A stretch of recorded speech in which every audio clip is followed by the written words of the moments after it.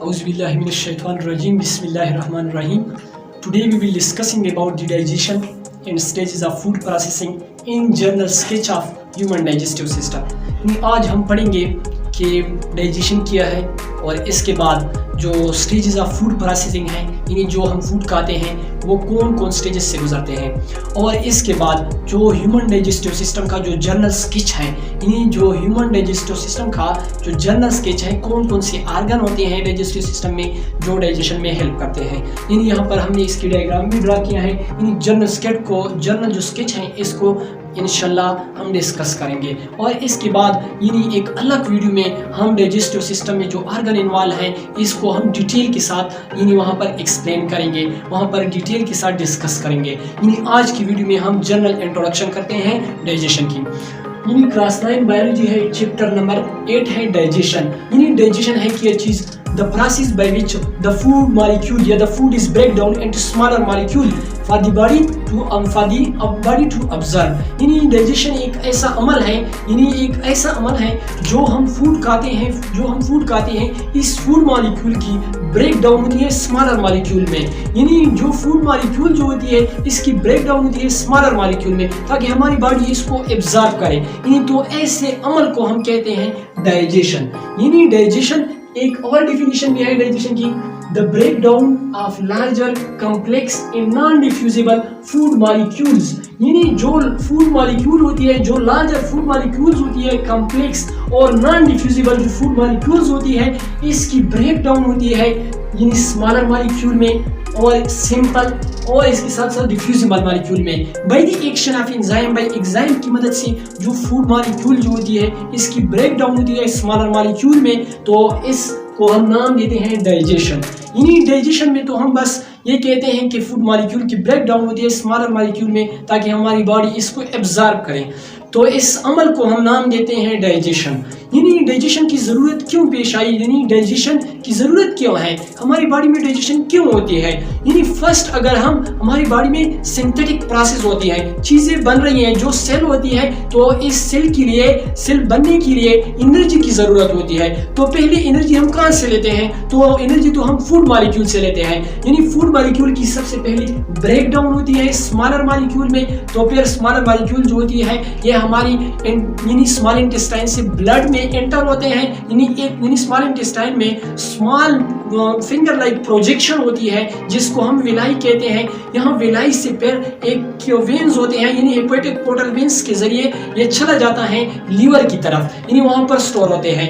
यानी जो food molecule जो होती है ये फिर जब हमारी बॉडी की ज़रूरत होती है तो ये लीवर से यानी हमारे सेल में चले जाते हैं, वहाँ पर इसकी रिस्पायरेशन होती है जो फूड मॉलिक्यूल होती है, इससे हम एनर्जी ताकि हम इससे एनर्जी रिलीज करें। जब हम एनर्जी इसकी यानी वहाँ पर इसकी रिस्पायरेशन होती है सेल में, तो रिस्पायरेशन के बाद ये एनर्जी जो होती है हमारी बॉडी मुख्तलिफ वाइटल फंक्शन के लिए फिर हम इसको इस्तेमाल करते हैं। इसलिए जो फूड मॉलिक्यूल जो होती है इसकी हम ब्रेक डाउन करते हैं स्मॉलर मॉलिक्यूल में ताकि हम इससे एनर्जी रिलीज करें। यानी ये इसकी एक इम्पॉर्टेंस भी है। यानी डाइजेशन हम क्यों करते हैं, हमारी बॉडी में डाइजेशन हम इसकी फूड मॉलिक्यूल की ब्रेकडाउन क्यों होती है।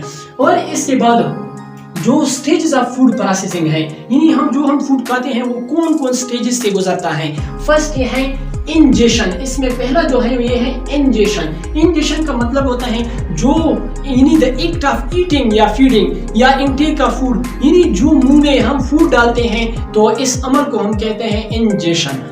यानी इनटेक ऑफ फूड, यानी जो मुंह में हम फूड डालते हैं तो इस प्रोसेस को हम कहते हैं इंजेशन। और इसके बाद होता है डाइजेशन को, तो अभी हमने डिस्कस किया कि डाइजेशन क्या है। इसमें फूड मॉलिक्यूल जो फूड में जो हम मुंह में फूड डालते हैं तो इसको हम कहते हैं इंजेशन। इंजेशन के बाद ओरल में यानी वहाँ पर इसकी डाइजेशन होती है। डाइजेशन दो किस्म की होती है, एक होता है मैकेनिकल डाइजेशन, दूसरा होता है केमिकल डाइजेशन। यानी मैकेनिकल डाइजेशन का दूसरा नाम है फिजिकल डाइजेशन। यानी इसमें भी मैकेनिकल डाइजेशन हम कौन से डाइजेशन को कहते हैं? यानी डाइजेशन का एक ऐसा टाइप जहां पर फूड मॉलिक्यूल की ब्रेक डाउन होती है स्मॉलर मॉलिक्यूल में by the action of teeth, यानी टीथ के जरिए जो होती है फूड मॉलिक्यूल की ब्रेक डाउन होती है स्मॉलर मॉलिक्यूल में, तो इसको हम कहते हैं मैकेनिकल डाइजेशन। और इसके लिए यहाँ पर होती है हमारे माउथ में होती है मैकेनिकल डाइजेशन, और इसके बाद होता है केमिकल डाइजेशन। केमिकल डाइजेशन जो होती है इसमें फूड मॉलिक्यूल की ब्रेक डाउन होती है स्मॉलर मॉलिक्यूल में by the action of enzyme, by the action of chemical, तो इसको हम कहते हैं केमिकल डाइजेशन। यहाँ पर जो हमारे हमारी बॉडी में यानी जो हमारे माउथ में सिलिवरी ग्लैंड्स होती हैं, जो सिलिवरी सलाइवा को प्रोड्यूस करते हैं, वहाँ पर मुख्तलिफ किस्म की केमिकल होती है जो कि इस फूड मॉलिक्यूल की ब्रेक डाउन होती है। यानी इसके बाद जो फूड एंटर होती है फेरिक्स, फेरिक्स के बाद एसोफेगस यानी जो फूड की नाली होती है यहाँ पर जाता है। फूड की नाली पर ये स्टमक में एंटर होता है। स्टमक में इसकी क्या होती है, केमिकल डाइजेशन होती है। मुख्तलिफ किस्म के वहाँ पर एंजाइम होते हैं, पिप्सिन एंजाइम होते हैं, यानी मुख्तलिफ किस्म के एंजाइम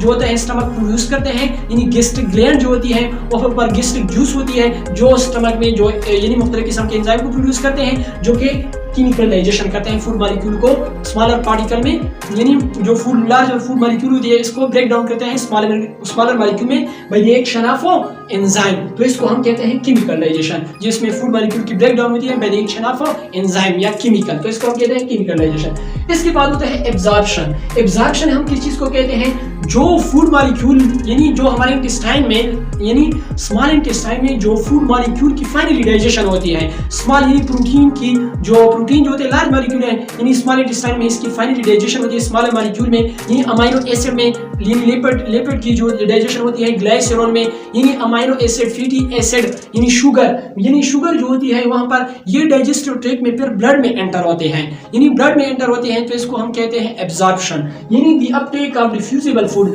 जो डिफ्यूजिबल फूड है यानी स्मॉल इंटेस्टाइन में जो फाइनली डाइजेशन होती है, जो शुगर प्रोड्यूस होती है, अमीनो एसिड यानी ग्लाइसरॉल, यानी ये जो होती है डिफ्यूजिबल फूड्स होते हैं। डिफ्यूजिबल फूड जो होती है ये डाइजेस्टिव सिस्टम से यानी डाइजेस्टिव ट्रैक्ट से ब्लड में एंटर होते हैं, तो इसको हम कहते हैं एब्जॉर्प्शन। यानी एब्जॉर्ब होना, जो फूड मॉलिक्यूल जो अब्जॉर्ब होता है डाइजेस्टिव और यानी स्मॉल इंटेस्टाइन से जो ब्लड में एंटर होते हैं यानी अमीनो एसिड, शुगर, तो इसको हम कहते हैं एब्जॉर्प्शन। और एब्जॉर्प्शन के बाद जो लास्ट यानी जो स्टेज है एजेशन, यानी जो डाइजेस्टिव सिस्टम के दौरान जो वेस्ट प्रोडक्ट बनता है, जो फालतू मटेरियल बन जाता है, तो इसकी जो एलिमिनेशन होती है, एक्सक्रीशन होती है, इसको फिर बॉडी से बाहर निकालना होगा। तो यानी जो वेस्ट प्रोडक्ट बनता है यानी जो फालतू मटेरियल होती है, जब हम इसको रिमूव करें बॉडी से, तो ऐसे अमल को हम कहते हैं एजेशन। यानी द एलिमिनेशन या रिमूवल ऑफ अनडाइजेस्टेड फूड, यानी जो अनडाइजेस्टेड फूड बनता है यानी डाइजेस्टिव सिस्टम के दौरान यानी डाइजेशन के दौरान जो अनडाइजेस्टेड फूड होती है, जब इसको हम एलिमिनेट करें यानी बॉडी से रिमूव करें, तो इस अमल को हम कहते हैं एजेशन, एलिमिनेशन या रिमूवल ऑफ अनडाइजेस्टेड फूड। जो अनडाइजेस्टेड फूड होती है जिसको हम फीसेस भी कहते हैं, जो हमारी बॉडी से बॉडी जब हम बॉडी से या अनडाइजेस्टेड फूड को रिमूव करें, जो इसको हम कहते हैं एजेशन।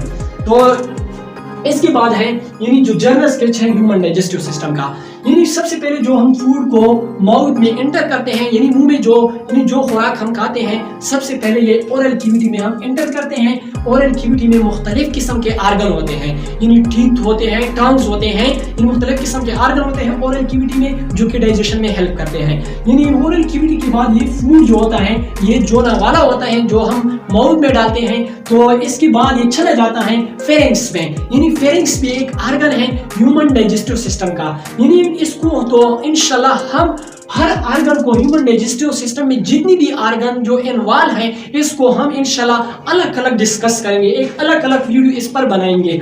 तो इसके बाद जो फेरिंग्स में जो फूड एंटर होता है, जो चला जाता है, इसके बाद एक खुराक की नाली है, यहाँ से लेकर यहाँ तक ये जो फूड के पाइप्स होते हैं जिसमें खुराक चला जाता है, यानी इस फूड पाइप को हम कहते हैं एसोफेगस। यानी एसोफेगस हम किस चीज को कहते हैं, जो फूड के पाइप्स होते हैं, यानी जो फेरिंग्स से खुराक फिर एसोफेगस में चला जाता है। एसोफेगस के बाद यानी एक फूड पाइप के बाद यानी एसोफेगस के बाद ये खुराक जो होता है एंटर होता है स्टमक में, यानी ये स्टमक है फूड पाइप में, ये खुराक स्टमक में एंटर होता है। यानी स्टमक का काम क्या होता है, स्टमक का काम ये होता है कि स्टमक जो होता है ये फूड एक फंक्शन ये भी है कि फूड को स्टोर भी करता है। 4 to 6 आवर या 2 to 4 आवर ये फूड जो होता है यहाँ पर स्टोर होता है स्टमक में, और स्टमक में मुख्तलिफ इसकी डाइजेशन, दूसरा इसका फंक्शन यह है कि यहाँ पर फूड मॉलिक्यूल जो होती है डाइजेशन भी होती है इसकी। फर्स्ट माउथ में इसकी डाइजेशन होती है केमिकल, इसके बाद जो होता है यहाँ पर इसकी केमिकल डाइजेशन होती है, और फाइनली जो होती है स्मॉल इंटेस्टाइन में फाइनली डाइजेशन होती है। यानी यहाँ पर 4 to 5 यानी 4 to 6 आवर यहाँ पर यानी स्टोर भी होती है और इसकी डाइजेशन भी होती है। मुख्तलिफ किस्म के गैस्ट्रिक जूसेस होती है, गैस्ट्रिक ग्लैंड होती है जो कि गैस्ट्रिक जूस को सीक्रेट करते हैं, और यहाँ पर जो डाइजेशन की एंजाइम होती है जो कि डाइजेशन में हेल्प करते हैं। यानी ये स्टमक के बाद ये फूड मॉलिक्यूल जो होती है ये एंटर होते हैं स्मॉल इंटेस्टाइन में। स्मॉल इंटेस्टाइन में ये फूड मॉलिक्यूल जो होती है एंटर होती है। स्मॉल इंटेस्टाइन जो होती है इसकी मजीद तीन हिस्से होते हैं, एक होता है डिडूनम, दूसरा होता है जीजूनम, तीसरा होता है एलियम। यानी ये स्टमक से फूड मॉलिक्यूल डिडूनम में जाता है, डिडूनम के बाद यानी एक डिडूनम है, डिडूनम के बाद जो होता है यानी यहाँ पर जीजूनम है, जीजूनम के बाद एलियम। यानी लास्ट फाइनली डाइजेशन कहाँ पर होती है, एलियम में होता है, यानी स्मॉल इंटेस्टाइन में इसकी फाइनली डाइजेशन होती है। जो लिपिड, जो प्रोटीन, जो कार्बोहाइड्रेट होती है ये कन्वर्ट होती है अमाइनो एसिड, शुगर, यानी सिंपल मॉलिक्यूल में ये कन्वर्ट होते हैं। यहाँ पर इसकी फाइनली डाइजेशन होती है। फिर स्मॉल इंटेस्टाइन ये कहाँ पर जाती है, स्मॉल इंटेस्टाइन में छोटे छोटे विलाई होती है, यानी स्मॉल फिंगर लाइक प्रोजेक्शन होती है। यानी जो स्मॉल इंटेस्टाइन होती है वहाँ पर फिंगर लाइक प्रोजेक्शन होती है जिसको हम विलाई कहते हैं। वहाँ विलाई से एक वीन्स जाता है, यानी हेपेटिक पोर्टल वीन्स होती है, यानी कैपिलरी होती है जो माइक्रोवेलावी, यानी यहाँ पर जो small intestine finger like projection होती है जिसको हम विलाई कहते हैं, वेलस में चला जाता है। यानी सिंगुलर जो होती है ये वेलस, इसको हम वेलस कहते हैं। जो ज्यादा होती है इसको हम प्लूरल जो होती है इसको हम विलाई कहते हैं। विलाई के बाद जो होता है ये हेपेटिक पोर्टल वेन्स होती हैं जो कि लीवर में चला जाता है फिर। यानी इस तरह ये फूड मॉलिक्यूल जो होता है लीवर में स्टोर होता है और जो वेस्ट प्रोडक्ट बन जाता है। इसके बाद स्मॉल इंटेस्टाइन के बाद जो होता है लार्ज इंटेस्टाइन में चला जाता है। लार्ज इंटेस्टाइन जो होती है इसकी मजीद तीन हिस्से होते हैं, कॉलन, सीकम, रेक्टम। यानी सीकम से लेकर यानी फिर कॉलन में चला जाता है, कॉलन के बाद ये रेक्टम में चला जाता है। और जो अनडाइजेस्टेड फूड है, यानी जो डाइजेस्टेड फूड है वो तो स्मॉल इंटेस्टाइन में ब्लड में एंटर होता है। जो अनडाइजेस्टेड फूड है, जो हमारी बॉडी में जो फालतू प्रोडक्ट बन जाता है, वेस्ट प्रोडक्ट बन जाता है, तो ये यानी स्मॉल इंटेस्टाइन फिर जो अनडाइजेस्टेड फूड है यानी जो फालतू मटेरियल है वो लार्ज इंटेस्टाइन में चला जाता है। लार्ज इंटेस्टाइन में जो सीकम से लेकर कॉलम तक, कॉलम से लेकर रेक्टम तक, रेक्टम में यानी कुछ टाइम के लिए स्टोर होता है। फिर जब मसल कंट्रैक्ट होती है यानी रेक्टम में कुछ टेम्परेरी टाइम के लिए स्टोर होते हैं वहां पर, और इसके बाद ये हमारी बॉडी से एलिमिनेट होती है। तो इस तरह फूड मॉलिक्यूल ये जनरल स्केच था ह्यूमन डाइजेस्टिव सिस्टम का, और इसको हम इंशाल्लाह इनाट में भी देखेंगे। हर एक डाइजेस्टिव फेरेक्स का फंक्शन क्या है, एसोफेगस का क्या फंक्शन है, और इसके साथ पेंक्रियाज का, यानी इसके साथ कुछ और ऑर्गन है जो कि डाइजेशन में हेल्प करते हैं, पेंक्रियाज, लीवर, ये सारे जो होता है ये डाइजेशन में हेल्प करते हैं। इसको भी इंशाल्लाह हम डिटेल के साथ वन बाय वन को हम इंशाल्लाह डिस्कस करेंगे, और इसके बाद इंशाल्लाह एक अलग वीडियो इस पर हम इंशाल्लाह बनाएंगे।